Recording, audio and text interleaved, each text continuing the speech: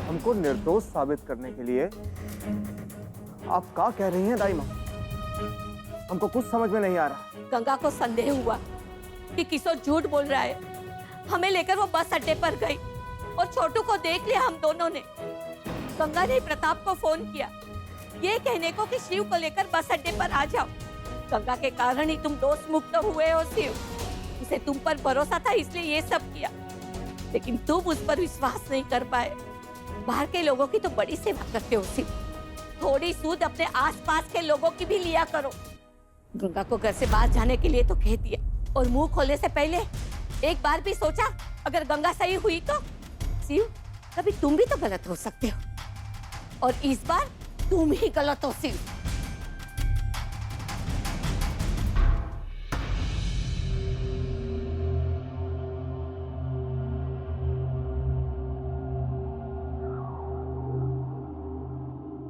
राधिका बेटा, पी लीजिए, ये दूध पी लीजिए।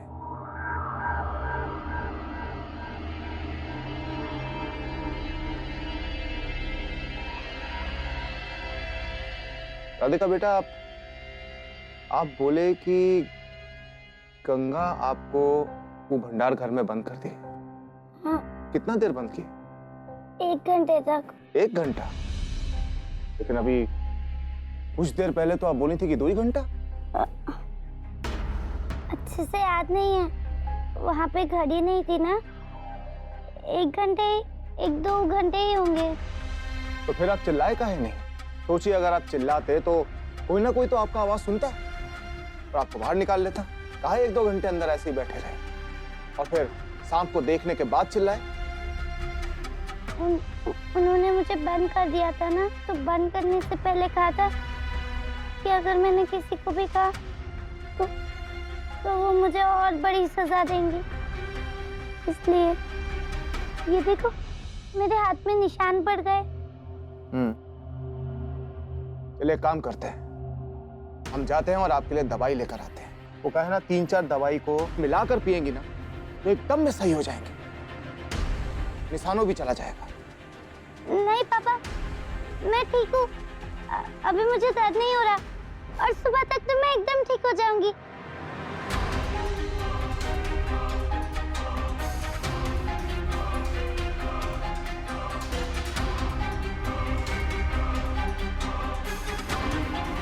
उठिए, उठिए।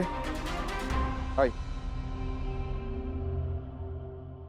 अपनी माँ का फोटो के सामने खड़ा होकर कसम खाइए कि आपने जो कहा वो सच कहा।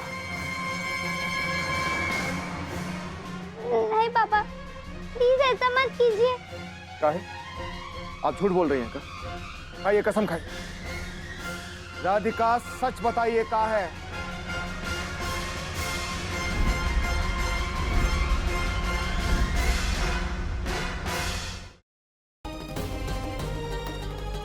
बचपन से आज तक हमारे बीच जो कुछ भी हुआ, हमें बहुत शिकायतें रही तुमसे, लेकिन फिर भी दिल के किसी कोने में तुम्हारे लिए वो प्यार जिंदा था।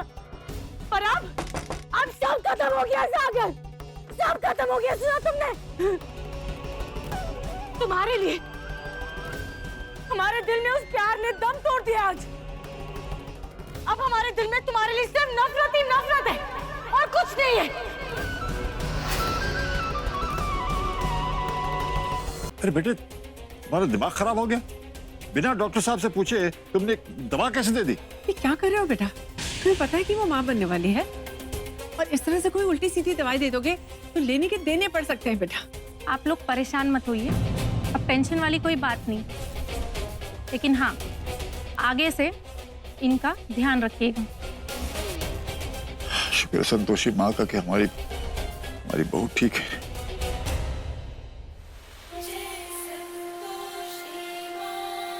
मटके से टकराया और मटके को ही कोस रहा है कि चोट लग गई, चोट लग गई।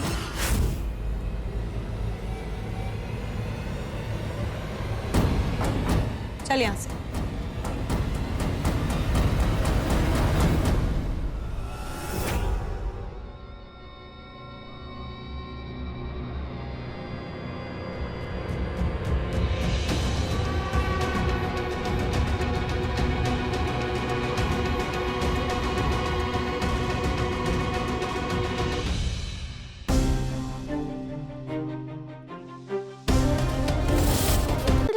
कभी कभी हम असाब पर बैठ सकते हैं? देखो पगली, ऐसा है कि वो तो हमने मजबूरी में, मतलब उस गुंडा मलमलूका के चक्कर में तुम्हें शाप पे बिठा दिया था, लेकिन अब वो पकड़ा गया है, इसलिए ख्याल अपने मन से निकाल दो। और वैसे भी तुम घर की लक्ष्मी हो, घर की लक्ष्मी हमेशा घर में ही अच्छी लगती है, हम शाप पे अच्छे लगते हैं। ठीक है पगली? चलो अब इतना ही काफी है, शाम को कुछ और बढ़िया सा बना लेना, ठीक है? हम आते हैं।